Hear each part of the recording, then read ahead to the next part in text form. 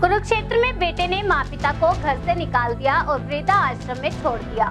यहाँ तक कि पिता की वृद्धा आश्रम में मौत हो गई, लेकिन वह नहीं आया। लेकिन अब बेटी अपनी माँ को अपने साथ घर ले गई। लोग बेटे के चक्कर में बेटियों की कौख में ही हत्या कर देते हैं। उनकी सोच होती है कि बेटा बुढ़ापे का सहारा है और बेटियां पराया धन। लेकिन कई बार हालात कुछ और ही दिखते हैं। एक दंपति ने बेटे को बुढ़ापे की लाठी समझकर पाला पोसा, लेकिन जब उनकी उम्र का चौथा पड़ाव आया तो वह दोनों को वृद्धा आश्रम छोड़ आया। पिता की वृद्धा आश्रम में मौत हो गई, इसके बाद भी बेटा नहीं आया। लेकिन इस मुश्किल घड़ी में बेटी ने साथ नहीं छोड़ा और मां को अपने साथ ले आई। क्या बताएंगे, आज आप अपनी मदर को लेने आए हैं? हाँ जी, जब मेरा भाई नहीं इस चीज़ की तरफ ध्यान देता तो फिर अब बेटियों को ही आगे बढ़ना पड़ेगा। माँ बाप ने हमें पाल पोस के बड़ा किया। आज जो भी हैं हम अपनी माँ के बदौलत फादर की बुलाते हैं। लास्ट ईयर मेरे फादर एक्सपायर हो गए थे, बीमारी से जूझ रहे थे।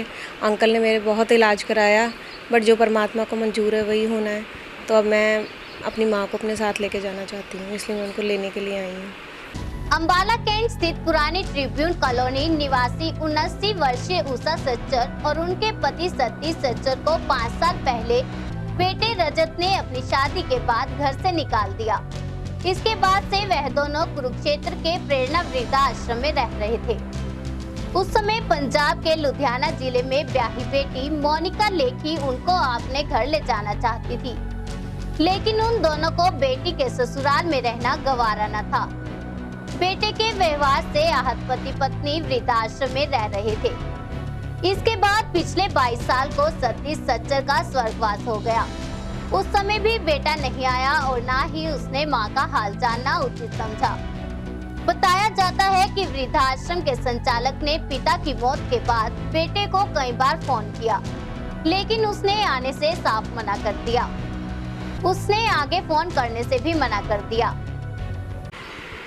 जी आंटी जी, क्या बताएंगे, जो आप यहाँ पे प्रेरणा वृद्धाश्रम में रह रहे हैं, तो आज जा रहे हैं, आपकी बेटी लेने आई है, तो क्या बताएंगे कितने सालों से यहाँ पर हैं? मैं 2011 दिसंबर के लास्ट वीक में आई थी, मैं और मेरे हस्बैंड। और 1 साल पहले मेरे हस्बैंड की बोन कैंसर से यहाँ डेथ हो गई। यहाँ पर बहुत बाबूजी सिंगला साहब ने बहुत इलाज करवाया, लेकिन भगवान के आगे नहीं चल सकी और 1 साल उनकी डेथ को हो गया। तब से हमारे बेटियां कह रही थी हमारे पास आ जाओ, आप अकेले हो, आप अकेले हो। तो मैं सोचती थी बेटियों के घर अच्छा नहीं लगता जाते हुए, पर अब ये बहुत प्रेशर कर रहे हैं कि आप बीमार वगैरह रहते हो, तो हमें चिंता रहती है। तो अब एक बेटा है। एक बेटा, तो उन्होंने कभी नहीं, जब से हम आए हैं कांटेक्ट में नहीं है वो ले जाना भी नहीं चाहते? नहीं, वो कांटेक्ट में ही नहीं है। फादर हुए तो भी नहीं वो आया, खबर बीमारी की गई तो भी नहीं आया, डेथ पे भी नहीं आया। तो बेटियां बेटों से कम है? हाँ जी, बिल्कुल। बेटियों से ज़्यादा तो बेटों से ज़्यादा तो बेटियां आजकल हर परिवार में देखो आपकी ज़्यादा ध्यान देते हैं माँ बाप की तरफ। तो यहाँ 5 साल 5.25 साल। क्या नाम आपका? मेरा नाम उषा, कहाँ के रहने वाले? अंबाला कैंट के। बेटी आती रही और मां को अपने साथ चलने को कहा, लेकिन संतान से मिली चोट और लो क्लास के कारण वह बेटी के घर जाने को तैयार नहीं हुई। मोनिका लगातार मां को अपने साथ ले जाने की जिद करने लगी। उषा सच्चर हर कष्ट सहने को तैयार थी, लेकिन यह सोचकर कि बेटी के घर जाने पर लोग क्या कहेंगे, वह उसके साथ जाने को तैयार नहीं हुई। लेकिन मोनिका ने हार नहीं मानी और आखिरकार मां को भी उसकी इच्छा के सामने झुकना पड़ा और वह उसके साथ जाने को तैयार हो गई। तो कितने साल यहाँ उनको हो गए 5.25 साल हो गए रहते हुए। बीच में आप आते रहे? हाँ जी, मैं मिलने आती रही हूँ, मेरे हस्बैंड भी आते रहे, मेरा बेटा है छोटा वो भी मिलने आता रहा नानी के पास।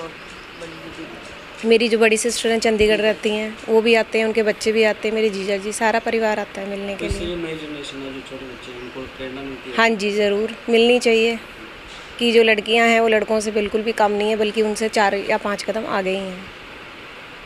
और उन्होंने अब संपर्क भी नहीं किया आपने? नहीं, कभी नहीं किया, कोशिश ही नहीं की। उनको बताई गई थी खबर, लेकिन उन्होंने कोई रिएक्ट नहीं किया। फिर हमने उस बारे में सोचना ही छोड़ दिया। क्या नाम है उनका? मेरा नाम है मोनिका लेखी। कहाँ से? मैं हूँ लुधियाना डिस्ट्रिक्ट मुल्लापुर, आगे हमारा पिंड है रकबा।